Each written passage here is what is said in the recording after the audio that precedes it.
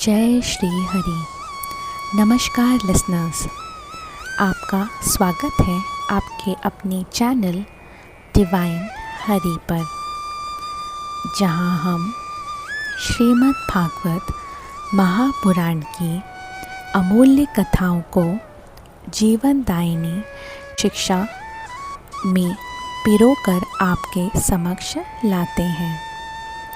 आज हम आपको सुनाने जा रहे हैं जीव के गर्भवास से लेकर संसार में बंधन की संपूर्ण यात्रा, जो स्कंद 3 अध्याय 31 में भगवान कपिल ने अपनी माता देवहूति को समझाई थी।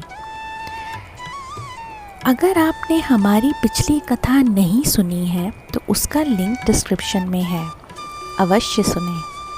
वीडियो पसंद आए तो लाइक करें, कमेंट करें, शेयर करें और चैनल को सब्सक्राइब ज़रूर करें, ताकि भागवत कथा की दिव्य धारा आप तक निरंतर बहती रहे। तो चलिए आज की यात्रा को हम प्रारंभ करते हैं और बढ़ते हैं इस अध्याय की ओर। ओम नमो भगवते वासुदेवाय। भगवान कपिल देव अपनी माता से कहते हैं, माँ, जब जीव को मनुष्य शरीर प्राप्त होता है तो वह अपने कर्मों के अनुसार भगवान की प्रेरणा से पुरुष के वीर के द्वारा स्त्री के गर्भ में प्रवेश करता है। वहाँ वह एक बूंद से लेकर 9 मास की पीड़ा भरी प्रक्रिया से गुजरता है।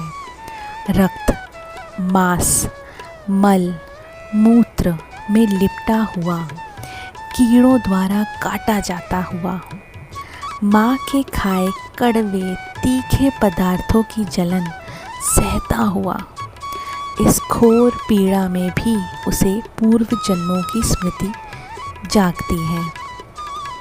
वह भगवान से प्रार्थना करता है, हे प्रभु, मैंने जो पाप किए हैं उसी का परिणाम भुगत रहा हूँ मैं। कृपा करके मुझे इस नरक समान गर्भ से निकालिए प्रभु, निकालिए। जीव गर्भ में विवेक से भरकर भगवान की शरण मांगता है, किंतु प्रसव होते ही वह सारी ज्ञान स्मृति भूल जाता है। इस प्रकार आत्मा फिर माया के बंधन में उलझ जाती है। बचपन में वह असहाय अवस्था में खटमल, मच्छर, रोग, दुख सब सहता है। जवानी में काम, क्रोध, लोभ और अभिमान की आग में जलता है। वृद्धावस्था में देह विफल हो जाती है, परंतु आत्मा बंधी रहती है। इस संसार की सबसे बड़ी माया स्त्री रूपी आकर्षण भी है। जो योगी पुरुष यदि सावधान न रहें तो वे भी इस मोह में फंसकर आत्मज्ञान से दूर हो जाते हैं। स्वयं ब्रह्मा जी भी कभी मोह का शिकार हो गए थे। भगवान कपिल चेताते हैं, जो पुरुष परम योग पद को प्राप्त करना चाहते हैं उसे स्त्री का संग त्याग देना चाहिए, क्योंकि ये माया एक ढके हुए कुएं के जैसी है। दिखती तो सुंदर है पर अंत मृत्यु है। जीव मोह में पड़कर बार बार जन्म और मृत्यु के चक्र में घूमता रहता है। उसे समझना होगा कि यह शरीर, यह संसार सब माया है और आत्मा का कल्याण केवल भगवान की भक्ति, वैराग्य और ज्ञान से ही संभव है।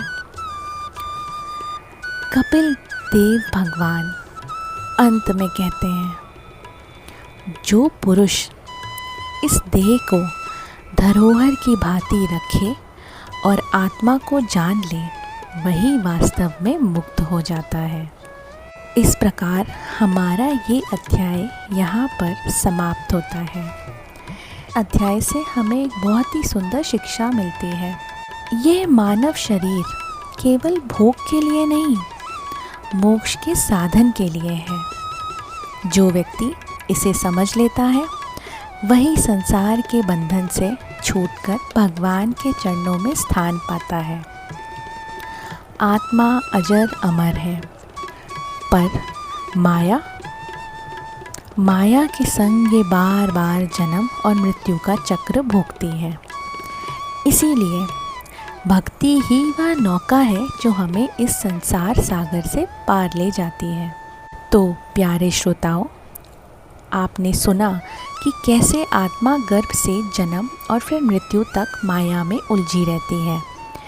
यदि आपको ये कथा ज्ञानवर्धक, प्रेरणादायक लगी हो तो वीडियो को लाइक कीजिए, कमेंट में हरिओम लिखिए, चैनल को सब्सक्राइब कीजिए और इस दिव्य कथा को अपने मित्रों और परिवारों के साथ ज़रूर शेयर कीजिए। अगले भाग में हम जानेंगे जीवन के पश्चात जीव की गति आखिर होती कैसे है। तो जुड़े रहिए डिवाइन हरि के साथ। धन्यवाद। जय श्री हरि, जय श्री हरि।